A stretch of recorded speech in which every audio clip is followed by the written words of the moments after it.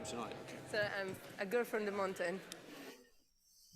Good afternoon, and thank you for being with us for this late Friday session. And I hope you all are as motivated about it as we are up here. We're here to discuss what has really been one of the thorniest issues in the region for many years.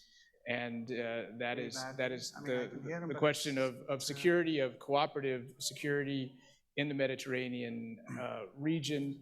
It's obviously very top of mind again today because of everything that is happening outside of the region in Ukraine.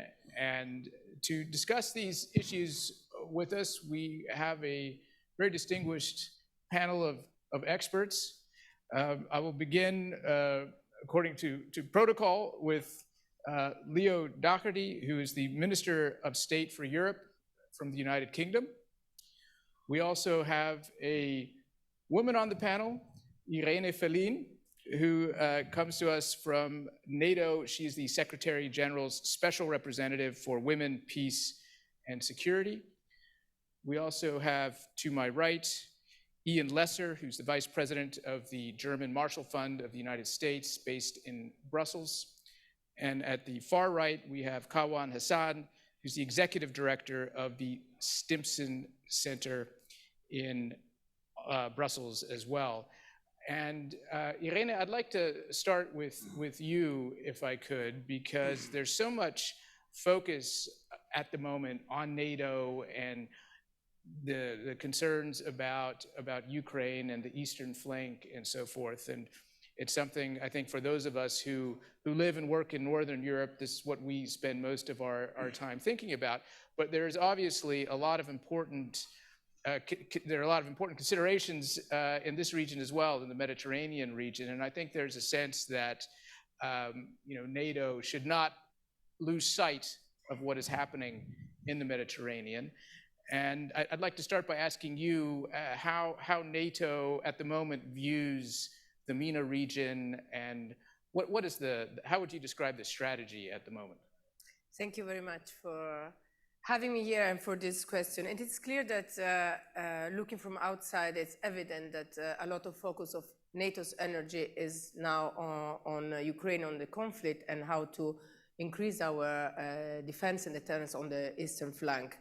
But NATO has a 360 degrees approach, which means that all the shores, all the borders are equally important, that we engage in different ways. And our relationship with the South and the MENA region is framed around what we call the cooperative security. That is one of the core tasks of the alliance, namely deterrence and defense, crisis prevention and management, and as I said, cooperative security. In Madrid last June, during the summit, NATO, as you might know, adopted a new strategic concept, reiterating the importance of the 3 years, the three core tasks. And the cooperative security is the framework in which we engage with our partners that are across the globe, but as many of them are in the Mediterranean. And in specific, we have two frameworks that are called the Mediterranean Dialogue and the Istanbul Cooperation Initiative. The importance of our relationship with a partner in the MENA region has been reinforced and reiterated during the summit. And it's part of our everyday work. Maybe clearly now it's less evident because a lot of the news is about Ukraine and the importance that the alliance is giving to sustain Ukraine in its right to self-defend itself. But this doesn't mean that there is not a lot of work that is ongoing together with our partners. And I would like, for example, to provide some example on how we work in synergy, for example, on countering IED capabilities, which states for improvised explosive devices, or reinforcing border security. Just to name two, but I would like also to focus on what I'm working in particular, which are the area of women, peace and security, and human security more broadly. Because I'm happy to also share with you that all our partners are particularly interested in reinforcing their collaboration with NATO when it comes to these two areas. And this is particularly important because we have learned that increasing representation of women in the military forces is not just a question of promoting gender equality, which is extremely important, but it's also because there's reinforces our capacities to be more effective when we operate on the ground. And this is why, together with our partners, we work on objectives that will support and facilitate the appointment for women, or creating an environment where women can start and improve their career and advance in the security and defense sector. Thank you very much.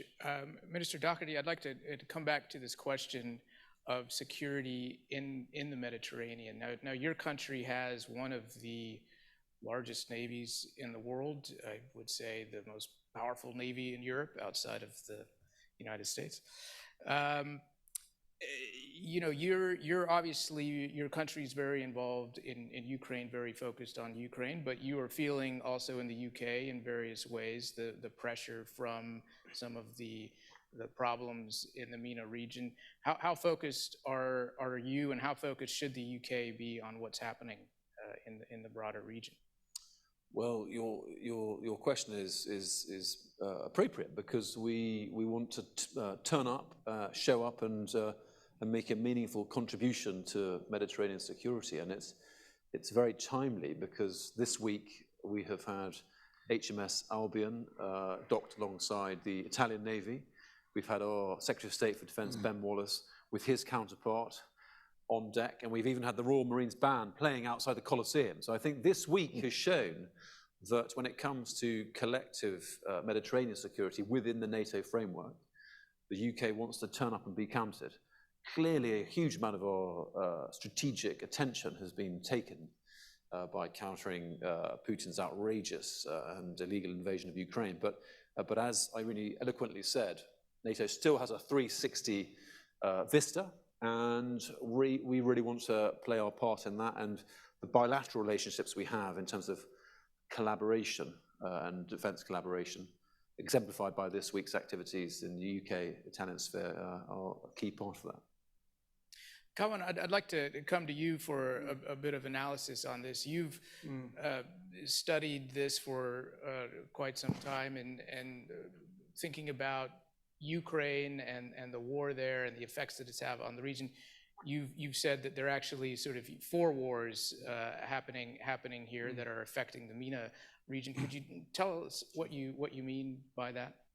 Thanks, Matthew, and thanks for the opportunity to be here. So indeed, I mean, while the actual war rages in Ukraine, in Europe, the way I see the impact on Middle East, North Africa, Mediterranean is that I call it the war of 4 battles.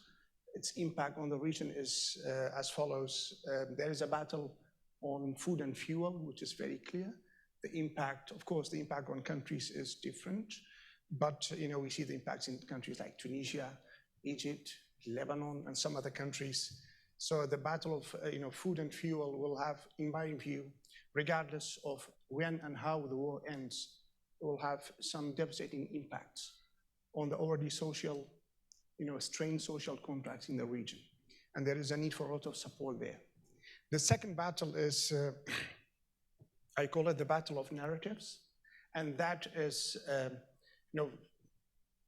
through my work and engaging different stakeholders in the region, in certain parts, of the elite particularly, but also, the public opinion, there is this perception that actually Russia was cornered to, attack Ukraine, which is of course not true. But this perception, it's there, and is really shared by quite, quite a substantial, portion of the population and the elite. The battle of narratives of who started the war has quite an impact on the public opinion in the region. And of course, to partly Russia Today and some other outlets, play quite an important role in this battle of narratives. And I don't see really an active response to this battle of narrative from the West. The third battle, and I'll be very brief, is what I call the battle of autonomy. That is, the war in Ukraine has created a diplomatic space, if you like, for countries like UAE, Saudi Arabia, to be more assertive in their, in their international diplomacy, in their response to the war. And we have seen that, in their responses to pressures from the US particularly, on when it comes to the OPEC plus deals. So there's this battle of autonomy where certain countries try to carve out a diplomatic space for themselves. And finally, the battle of attention or priority. Unfortunately, the war of Ukraine has had so far a negative impact on deprioritizing MENA and Mediterranean when it comes to support to, be it humanitarian support or diplomatic attempts to address some of the devastating crises in the region, be it Syria, Libya, Yemen, and other parts. So the outcome of the war in Europe will also have an outcome, impact on the war of battles in the Mediterranean and Middle East along these four lines, which I laid out. Thank you, Ian. As Colin mentioned, oftentimes, I'm paraphrasing you here for a minute, but there are a lot of platitudes that we hear in Europe about how important the region is and the need for cooperation and more engagement and so forth. But if you look on the ground, that really has not happened. And in fact, Europe seems to regard the region more as a problem than a place where it can sort of pursue cooperation. What do you think has to change for there to be more genuine engagement, let's say, with the MENA region and Europe? Yeah, no, I mean, it's an excellent question, and I think as a historical observation, it's certainly true. I think, the beginning of wisdom here probably is not to think in terms of two entirely divisible theaters when we're thinking about the East and the South. In fact, these things are closely related. Now more than ever, I would say, there is a nexus between these two things. I mean, some of them very obvious. I mean, Russia is active in the South. Whether we're talking about Southern Europe, or we're talking about the Mediterranean, or we're talking about the Sahel. So there is a piece of this that is about Russia in the South. But, more broadly, it's the stress on, these things have been mentioned already, the stress on societies in the South that is potentially destabilizing important relationships across the Mediterranean, can lead to more migration. In a sense, there may not be too many risks flowing from the South that look existential in territorial terms, but they can be politically existential for governments within NATO and the European Union. And finally, also, I think it poses some tests for something that I think both NATO and the EU have been trying to do for many years, which is to encourage with partners across the Mediterranean a common security culture. And views about Ukraine and what to do in terms of strategy towards Russia are big tests of this. What do we view as what is acceptable, what is not acceptable? What is legal, what is not? What is ethical, what is not? I mean, these things, I think there is the basis for a consensus there, but it's very important that we have that because there's a lot of practical stuff to work on, maritime security, on counterterrorism, all the things we know. Irene, I mean, thinking about the fact that there are so many areas where one could be doing more in terms of Europe and NATO's engagement with the region, where do you see the emphasis in sort of the short term in terms of this relationship? You said there's a 360-degree view, which sounds very, very, very promising. But if you were to sort of zero in on a few areas where there could be progress in cooperation in sort of this quest for regional security, where do you think they should be? It is clear that we work with our partners and we work closely also with the EU. And when we talk about partners, it's a part of geographical but also organizational. And this is particularly important to listen to the needs when we develop our partnership in the MENA region, but also across. I mean, Ukraine is one of our partners. So we will. I can speak more on what I do personally in this area. And how we cross the synergy with the other division. As I mentioned, it's extremely important when focusing on the human security dimension, because if you look at what I cover, it's not something that can be addressed in a cluster, because we are talking about the security of the population. The alliance is a defense alliance, and it's there to protect the borders, but it is there to protect people first of all. And this is an area that is increasing its importance and how it is reflected in the strategic concept. It has become one of the core issues. And when I want to underline this, because then it's a cross-cutting issue, so we cannot look at the other topic and the other priorities without focusing on the protection of the population. So in all our activities, in our partnership, and for example, in our defense capacity with a package with Tunisia, for example, we are closely working with the country, or with Morocco, for example. The dimension of the attention on the women and on the population is coming more and more important. But we work a lot on our mission in Iraq, where we are present, and this is an example particularly important to see how in this mission we are focusing a lot on the human security dimension and also on the women, peace and security, because for the first time this component was embedded in the mission planning. It can seem something very simple, but it's not. It's the first time where a NATO mission has this as one of the objectives, or since the beginning of the operational planning.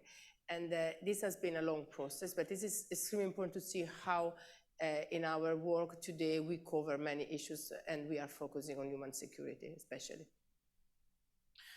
Leo, to come to you with a similar question, there's obviously, you're driven by events when it comes to security in this region, because there's something always happening. You've got, a war here, or an uprising there. Do you think that that Europe and NATO have really focused enough on the longer term perspectives here, and instead of just trying to put out fires everywhere? I was thinking of Syria, for example, when Ian was talking about some of the issues that we've had to deal with in the recent past that people didn't anticipate. Although if you look back, it was pretty clear that there were going to be a lot of refugees coming out of Syria towards Europe, and people seem to be caught off guard by that. And it seems that we're in a bit of a similar mindset right now. Everybody focused on what's happening in Ukraine, and you've got a lot of sort of troubling issues in this region as well that seem not to really people's. That's a good question. I mean, I think this year has been really a catastrophic reminder of the fact that defense and security is not really a function of necessarily purely military strength, even in the NATO alliance. It's also a function of each nation's energy security, and indeed food security, because the way that energy and food supply has been weaponized this year, I think, is a fundamental paradigm shift for European security right across the continent, so significant that we will be living with this for the rest of our lives. And I think the consequence will be a wholesale revision of European energy supply, and the architecture of that, you can see, has changed very rapidly in a way that I think will be sustained in the long term, with very significant consequence for Russia. And I think it's really a reminder that our collective security lies in networks of mutual support. So, for example, in terms of the UK energy sovereignty, we rely a lot on our allies in Scandinavia and the Nordic Baltic, but we're now also exporting electricity to mainland Europe. But on some days, depending on the price, it comes the other way. So I think our collective defense and security will, in the future, be dependent on much closer and more active networks of codependence, both in the sphere of energy and food. And they are 2 points of a triangle, and hard defense is the third point. But I think this, if anyone thought that we could get away with not attending to those this year, I think everything's changed. Kawan, do you think that that Europe is really interested in genuine collaboration with the region, or is it more interested in kind of setting up a security perimeter here? I mean, obviously, Europe needs the energy from the region, and it's getting that. We've even seen the German green economy minister fly to Qatar to cut a deal with the Qataris, which surprised many people for LNG. But when it comes to deepening actual cooperation with the region, there seems to be a bit of reluctance. I mean, what is the reality here, the realpolitik of how Europe sees the MENA region? Right, so it's really difficult, Matthew, to quantify the word genuine. I mean, I'm not sure if, but I think so far the approach has been transactional, if you like. So the region has been seen both as an opportunity in terms of gas and oil, and a threat in terms of migration of refugees. And this, this kind of threat opportunity approach has been shaping so far the policy of EU towards the region. And I think while European countries may be successful in securing oil and gas from certain countries in the region in the short term, but I think in the long term there is really need for a new approach, a new paradigm shift in terms of relations with the region, regardless of and I know it's easier said than done to say that there should be a new approach, a paradigm shift towards the region, and given also the war in Ukraine and the cost of living crisis in Europe itself. But at the end of the day, Mediterranean and Middle East remains a neighborhood for EU. So I think there is definitely a need to go beyond the transactional approach and have attention, but also resources and strategic approach towards the issue of the battle of food and fuel. I think that's key. Second, trying once again to remobilize, diplomacy to address the war, trying to, get to some sort of settlement in Syria, the war in Yemen, the war in Libya, and also in the long term, the issue of the battle of narrative, that there is need for a new, discourse and engagement with the public opinion, with the elites in the region, to explain the complexity of the war in Ukraine, and that actually it was Russia who invaded Ukraine and not the West. So I know Europe will be in the coming decades preoccupied with what we can call the Russian issue, but Middle East and Mediterranean will be there, and they need also attention from EU. Thank you, Ian. I'd like to come to you on that because I mean there does seem to still be a pretty broad sense in Europe that the region represents a threat to Europe, and in particular now in terms of migration, we saw it obviously in 2015. We've seen it since then. Back then, when Viktor Orban started pushing people back over the border, he was castigated across Europe. These pushbacks have now become common policies in other countries in the region, including Greece.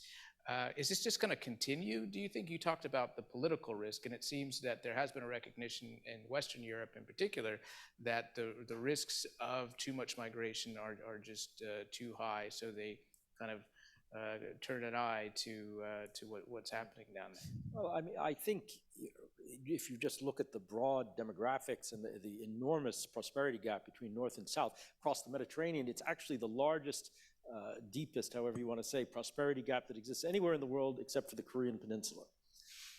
And this is going to be a long-term driver of economic migrants, not to mention the migration driven by conflict and other things, climate. So I think it's a structural issue for Europe. And so it's going to be an animating political concern. The solutions clearly are going to be cooperative. It's not just a question of building a wall, building a barrier. It's my view. That's at one end of the spectrum. The other end of the spectrum, you're asking about risks, one we haven't mentioned so far. I think the question of risk reduction around flashpoints that are very real in the region that are not to do with Russia, in fact. In the Eastern Mediterranean, it's Greece and Turkey. The Aegean, the Eastern Mediterranean. In the Western Mediterranean, it could be Morocco and Algeria. It's not that there's a desire for conflict in these places necessarily, but things go wrong. And there's a potential for escalation. There's a potential for things becoming very rapidly, NATO issues very directly, and also for the European Union. So to me, risk reduction as a cooperative venture, risk reduction is one of the key things that one needs to work on. Well, speaking of risk reduction, one of the biggest initiatives in the region was the nuclear negotiation with Iran, Leo, which is now more or less off the table for the moment. Iran in general presents a huge risk to security in the region. I would argue more so than the Turkey-Greece situation or Libya. What more could Europe and NATO be doing there? It seems like it's sort of taking a wait and see attitude. So Well, I think wait and see is kind of the best option we have right now. It's hard to be optimistic. We will have seen the terrible barbarity of the regime expressed in the recent crackdown on protesters expressing their viewpoint with regard to the very oppressive Bud hijab provision in Iran. As I said, it's hard to be optimistic, except maybe in the very long term. I mean, ultimately, my judgment is that the overwhelming desire of a highly sophisticated, well-educated population with a very, very deep and ancient culture, that desire to be free ultimately, when they're free to choose, they'll choose freedom ultimately, but it's hard to be optimistic in the near term. Irene, I'd like to come to you on the Iranian question.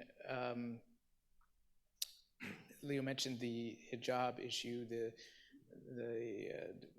kind of discrimination against women there runs much deeper and has done since the Islamic Revolution in 1979. How does NATO look at these types of issues, not just in Iran, but in general in the region in terms of empowering women? Is there anything that NATO can do in a situation like what's happening in Iran and helping women kind of empower themselves and stand up against the regime?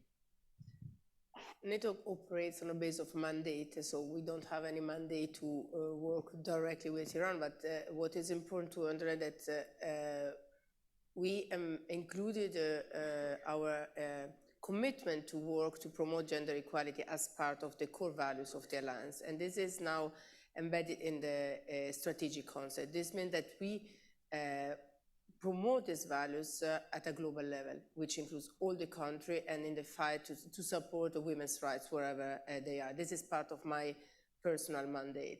What is happening in Iran, we make this case, but in many other places around the world, is a demonstration that women's voices can be silenced anymore.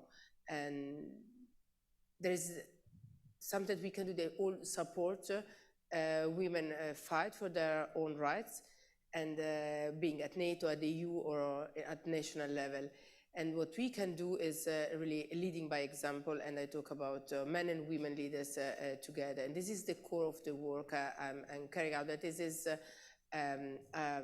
embedded in the United Nations Security Resolution 1325, that adopted in the year 2000, that really wanted to stress the importance of the role that women can play in decision-making processes on one side, and on the other, on the fact that women and girls are disproportionately affected by conflict and tensions in countries. It is important to underline the agency and the decision-making role that women can play, because the risk that is very often in conflict or in protest, women are then portrayed as a victim exclusively. And what we can do as a leader, as a decision maker, is really to bring the focus on the role of women as politicians, as agents of change, the role that they play in transforming societies. And of course, we have to honor the victims. We have the honor to the survivors of sexual violence in conflict, and just came back from the important event that the UK government promoted in London, 3 days, where the entire community, international community, came together to celebrate the 10th anniversary of the Preventing Sexual Violence initiative in conflict. It was extremely important because, unfortunately, we see how still the body of women is part of, this is where war is fought. So the use of sexual violence as a tactic war, the use of the body of women as a territory. And this is extremely important that this is prevented. There are ways to respond and to prevent this phenomenon for protecting women. At the same time, it's really extremely important to provide a space for dialogue, to provide opportunities for women to speak out and to be leaders in their own country and an international level.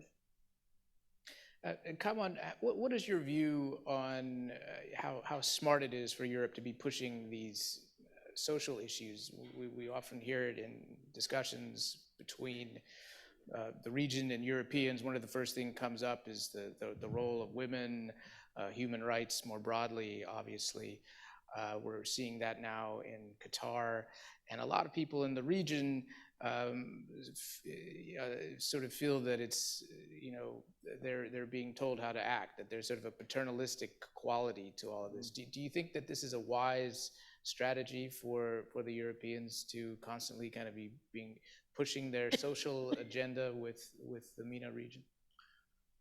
Well, I think at the end of the day, these are about universal rights. I mean, these are not European rights, So I think, in my personal view, it makes sense to call for, for improvement of human rights, be it in Middle East or other parts of the world. And I don't see that as an attack on sovereignty of a state or a nation. Of course, what and how that should be done, that is, context specific, I would say, country specific. But in general, I think I agree with Irina what she said about the leading by example. I mean, I think that's key when it comes to tell others how to improve human rights. First of all, you have to show that yourself, you are leading by example when it comes to gender equality. So I don't see any post-colonial project to impose human rights on Middle East. If anything, actually, the people of the region, they want good governance, rule of law, democracy. It's coming from within the societies themselves. I mean, 2011 is not that distant memory, when we saw the uprisings in Middle East, and there was, uprisings from within the societies calling for a different form of governance.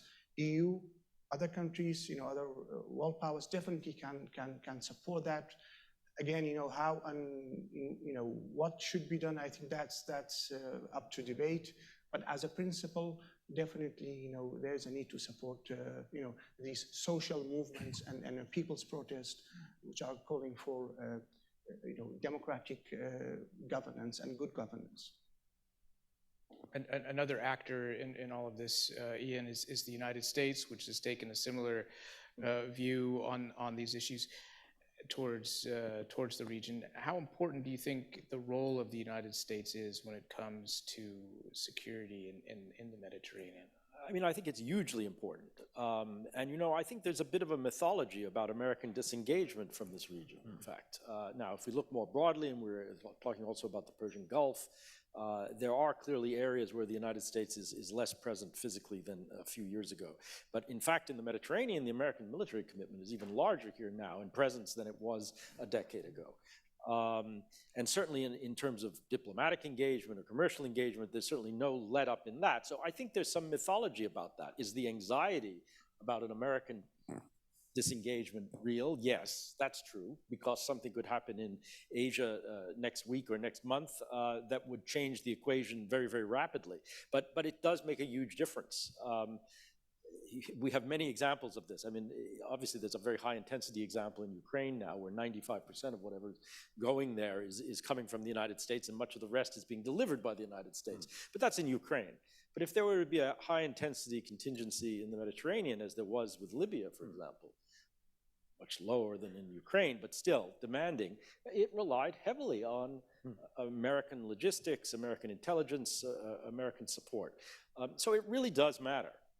I do think, though, what the US will be looking for is for European allies to do more in general, but in particular to do more in this immediate neighborhood, where in fact Europe can reach. Europe does have assets. Yeah. Southern Europe, in particular, has assets in the Mediterranean. UK has assets. Yeah.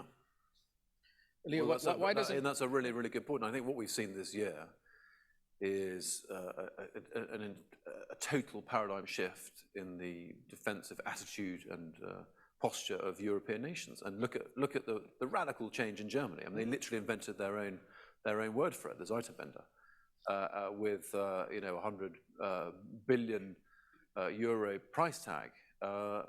Let's hope that materializes into material. But I think the stark lesson of this year is that European nations, including the UK, need to show up and pay up, and alongside our American partners, ensure that we have the hard power to match our future requirements. And I think for too long, European countries have taken the US, whether it be in the Mediterranean or elsewhere, for granted. And I think we now realize that in terms of hard power, that can't be the case. And as I said previously, in terms of our own energy security and food security, that we shouldn't be dependent in those areas either. Irene, I'd like to come to you on that. You obviously work for an organization that is all about hard power, NATO. But my question is hard power really the answer here? Because if you look back over the past 20 years in the region, hard power, the use of hard power has been counterproductive. If you look at Afghanistan, Lebanon, Syria, hard power seems to be the problem, not the solution. And what kinds of strategies do you think one could be using instead of hard power? I mean, you mentioned some of them regarding women, but do you think there's too much emphasis on hard power? I think the dialogue is the key, and I think that also you were talking about changing narratives, and I think that it's extremely important to maybe, yes, emphasize other aspects of the way in which their lives also operates, but I think that there is also a tradition about the narrative that it's used. But the key is the dialogue when it comes to partners, and this is in the way in which we operate in our cooperative security, and the dialogue for me is extremely important also when it comes between the dialogue between NATO and the partners, but between men and women. This is in the same way. This is the solution when we want to try to understand each other and to promote common values. Kawan, do you see, I don't want to be completely pessimistic here, but do you see any sort of rays of light in the region? Because if you look sort of across the horizon there doesn't seem to be a lot to really be too optimistic about. Where do you think there is cooperation, or at least the prospect for genuine cooperation, aside from Europeans paying off countries so that they don't let refugees cross the Mediterranean? Well, first of all, in terms of being optimistic about change in the region, I think depends on what is the horizon we are looking at. Are we talking about a 4-year cycle or 40-year? Years. I think we should look at social transformational change in the region from a societal perspective. What I see in Iran is very hopeful. In other countries, very hopeful in terms of societies trying to push for change, to call for rule of law, good governance, maybe not immediately democratic governance, but at least better governance, good governance. So I think for now, the uprisings, which was called Arab Spring, probably for now they are oppressed. But rest assured, that's not the end of the struggle of the Middle Eastern people for change. So probably they have lost one battle, but the systematic structural problems, related to the governance in the region is there. And if anything, the regimes actually have, they are doubling down on their, violent responsive to social calls for change. This is, again, going back to the conceptualization of things as a battle. I think I see this as literally as a battle between society and state, a long-term, longue-durée struggle for good governance. I hope we will see it in our lifetime. But the German philosopher Hegel is a good guide in this regard. We should never lose hope when it comes to some transformational changes, because these societies are not stagnant, regardless of EU or US or other powers. These societies are very dynamic. You've got a young population, and maybe for now they manage to suppress change, but the current model of governance is not sustainable.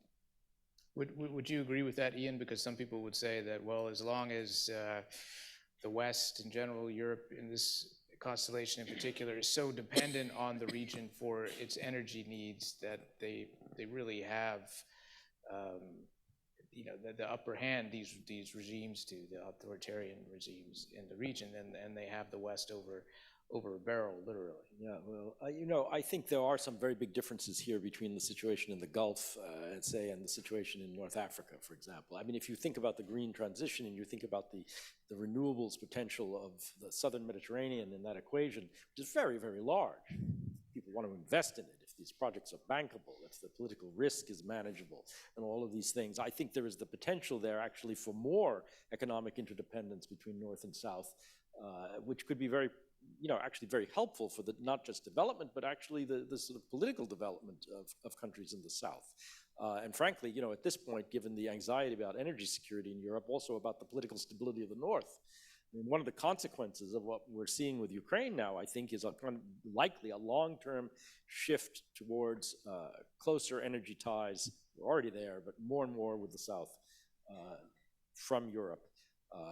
And those projects that were aspirational are going to become bankable. And that will make a big difference. Will we all listen to each other and will reform follow patterns that, ideally you might like, on both sides of the Mediterranean? Maybe, maybe not. But I don't see it getting worse. I think, in fact, there will be much more cooperation. The same goes for, the sort of nearshoring and value chains and all of that. I mean, that's not a security issue per se, but it relates to it because it relates to the prosperity of these societies in the South and their stability and the migration equation. So I'm not actually that pessimistic. The problems are very real, demographic and otherwise, but for some sorts of things, I think, frankly, are calmer now than they were a decade ago. The whole question of radical, of jihadist terrorism is still a big problem, but it's not what it was in an organized fashion a decade ago. Right. But Leo, your country obviously left the European Union, but how much cooperation is there, or how much scope do you see for cooperation between the UK and the EU on these issues that we're discussing here about when it comes to dealing with the broader MENA region? I mean, huge and complex. The fact that we have left the EU won't impede our ability to cooperate within the NATO alliance in a much deeper way across energy and migration and food security. And I think the broader lesson of this year really is the limits of autocracy and the limits of the military machine of Putin as an autocrat. I mean, many of us, I think, probably were guilty of overestimating his military power prior to February 24th, when we were looking at the massing of his combat battalions on the Ukrainian border. We were very fearful of the catastrophic way in which he might sweep through the entire country, and I think the remarkable and heroic defense by the Ukrainians of their homeland, supported by lethal aid from the Western Alliance, I think has been a very, very, actually, despite the fact that it's far from over, and this is a long-term, and this is a long-term conflict that we can't see any sign of ending soon. Despite that, we should all be very encouraged by the heroic response of our Ukrainian friends. And actually, the broader lesson is that those who thought that there was a certain inevitability about the power of autocrats to wage war in an uninhibited way, and that Western Europe didn't really have the stomach to stand up to this depravity, that's been entirely disproved. And so I think we should, despite the current tragic situation and the suffering of our Ukrainian allies, I think we should take some quite profound encouragement from that. How much cooperation, though, Kawan, do you think we're actually seeing at the moment within Europe when it comes to dealing with this region? Because you hear a lot of platitudes about, this is important for this reason and that reason, but in terms of actual initiatives being put into force, there was the EU neighborhood policy, which I think we're all familiar with, which never really went anywhere for many years. It seems to be an issue that is a region that is left more to the southern countries who are facing the Mediterranean, and not one that is dealt with as much in Brussels, except for in policy papers. Or is that an unfair characterization? Well, I think so. I mean, there's definitely kind of a Middle East or Mediterranean fatigue, in Europe for various reasons, because usually, these transformational social changes in the region, they have a life of their own. And, these are struggles of decades, and with, setbacks, with progress. And unfortunately, the EU bureaucracy is not geared towards, supporting long-term social processes for bureaucratic reasons we are all familiar with, and which also makes sense. I mean, I am based in Brussels, and I know how support programs work, and EU has tried and still trying to support the region, but there is definitely a sort of fatigue in terms of at least in terms of supporting change, change processes, civil society in the region. I think what EU can do at this juncture, which is really very important, is that not to, inadvertently strengthen authoritarianism, because currently authoritarianism in the region, is again kind of gaining strength, and they have sort of believe that actually they have survived the first wave of the uprisings, and they are the answer to chaos, and they can sell this product to the West, right? And that if you don't support us, migrations and refugees is a response, right? So what is needed, in addition to the current work, neighborhood and other projects, is really a more positive strategic approach to the region, not based on wishful thinking, but based on better understanding the social dynamics in the region, and the struggle of the people in the region for rule of law and good governance. Because I have no doubt in the end, no regime, no matter how strong it is, can really suppress these social struggle for rule of law. No way.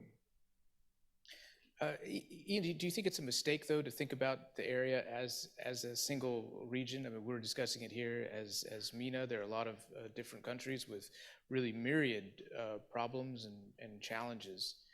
If you think of Yemen, we were talking about the northern African countries, Morocco and so forth. I mean, they're quite distinct, but they tend to get sort of thrown into one pot here, and then the EU comes up with kind of a slogan, the EU neighborhood. Well, that's a pretty big neighborhood, and it's become very unwieldy. Well, it depends what kind of a cut through this problem you want to take. I mean, if you're talking about security, it's one thing. If you're talking about infrastructure, it's quite another. If you're talking about political reform, it's another still. I mean, yeah, sure, you can put too much into this pot, and there are a lot of very big differences there. I mean, we haven't spoken too much about the Mediterranean itself. I actually think that's an extremely useful frame, because there's a lot of this that actually has to do with shared stakes between Southern Europe, North Africa, the Levant, Turkey, which hasn't even really been mentioned yet, which is an enormous actor in this, in that relationship with Europe. But there's enough to talk about just in that Mediterranean space. And I think it's not even, the interests in this, the stakes are broadly shared. I live in Brussels. Brussels, in many ways, is a Mediterranean city. If you think about the diaspora, if you think about its economy, you think about the people-to-people relationships there, the security issues, everything, energy, it's a Mediterranean stakeholder. This is certainly true in Germany. And so, I think it's wrong to think of this, even on the European side, as something which is highly fragmented, where only Southern Europe really cares about these issues. I think, in fact, it's a broadly shared concern. The problem is the moment we have a war in the east of Europe. And that inevitably, compels a lot of attention and takes a lot of attention away from other things which are not going away. Ian mentioned Turkey, wants to talk about Turkey, which I also agree is a very, very big and important country. But it's also, for NATO, been a challenge because Turkey is right in the middle of a lot of these ongoing disputes in the region. How does NATO deal with Turkey in this constellation of looking at the region in general and thinking about collaboration? Turkey is one of the NATO's allies, so we are working in synergy at the multilateral level, and the allies is based on consensus. So we work together, finding a consensus on the different topic, and the role of Turkey is key. And we also see how important it has been in the context of the Ukrainian conflict and mediation about the grain. And the role that Erdogan is playing is extremely important. So we are happy to have Turkey as an ally and to continue the dialogue also and rely on their role at the international level and in the extended region. I mean, Leo, from a UK perspective, it often might look like Turkey is playing both sides of the fence on some of these issues when it comes to the region. But how do you see it? We really value our alliance with Turkey in the NATO framework. That's a really, really valuable source of deep mutual security interests, especially in the Mediterranean, and long may it continue. We take a very sort of realist view that they're a very valuable ally, and the fact that they have deep links into the rest of the Middle East is actually a very distinct advantage in many cases.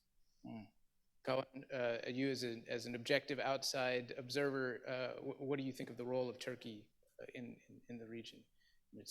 The role it plays in these various conflicts that are going on? Depends on who you ask in the region. I mean, if you ask the allies, of course, they will welcome. If you ask others, I mean, they may have a different view on that. In Libya, for instance, as you know, also you've got different factions. Really, I mean, it depends on the warring factions, right? So in Syria, definitely there are allies for Turkey. There are others who view Turkey's role in Northeast differently.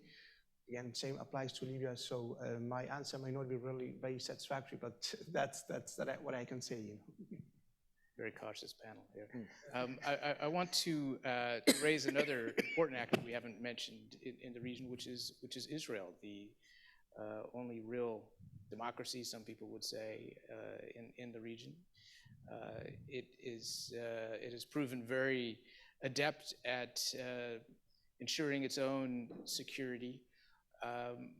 Do you see any scope for more collaboration with Israel, between Europe and Israel, NATO and Israel, when it comes to regional security? It obviously is happening on a bilateral level, especially with the United States, but not only. But Ian, what are your thoughts? No, thank you for that. I mean, it's a long-standing reality that by all sorts of measures, Israel is an ideal, partner for NATO. Israel's been part of the Mediterranean dialogue since its inception, in terms of its defense capacity and interoperability, all of these things, its ability to contribute in its own right to security, from missile defense to counterterrorism to everything else. I mean, so that's very, very clear. And there are, I think, moves that have grown in recent years, both for NATO and the EU, to do more with Israel, and I think there's a strong interest in the Israeli side, obviously, but there's politics behind a lot of this, and I won't start to comment because we have to see what happens with the new Israeli government as is forming, but that potentially it complicates things because we all know what the issues are, and even though the fundamentals are there for a much stronger collaboration, not just on a bilateral basis, but with NATO and with the EU, we have to see where that goes. I mean, there is politics there, and it does matter. at the end of the day. I do think, with the Abraham Accords, but also other things, there's a lot of interest among the regional actors, in the Arab world around the Mediterranean in doing more with Israel, including in the defense sphere. So the potential is clearly there. But the politics is not simple. Well, I think you could argue the politics isn't simple anywhere. Politics is not simple anywhere, including in my own country, but there it is. Which, we're bringing up difficult politics.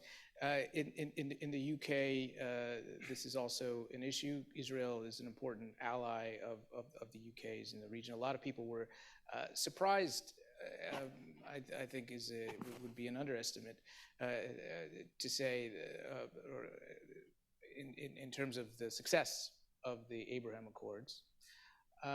Do you see, from a UK's perspective, the scope for deeper engagement of Israel in the region as it creates these peace deals with its regional partners? Absolutely, unreservedly, and we really encourage that. And we have an extremely deep and productive relationship with Israel in that regard. And I think the new security reality of the Gulf states with regard to their relationship with Israel is actually very encouraging.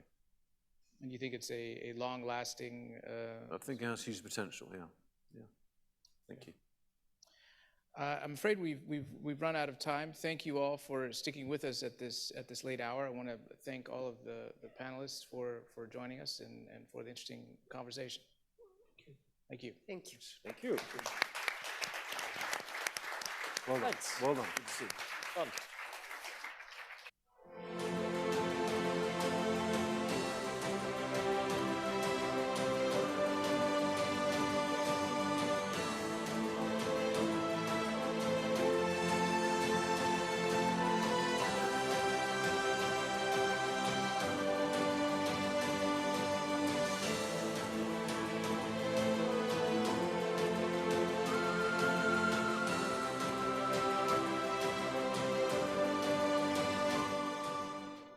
Ladies and gentlemen, next session starts in 2 minutes. Thank you.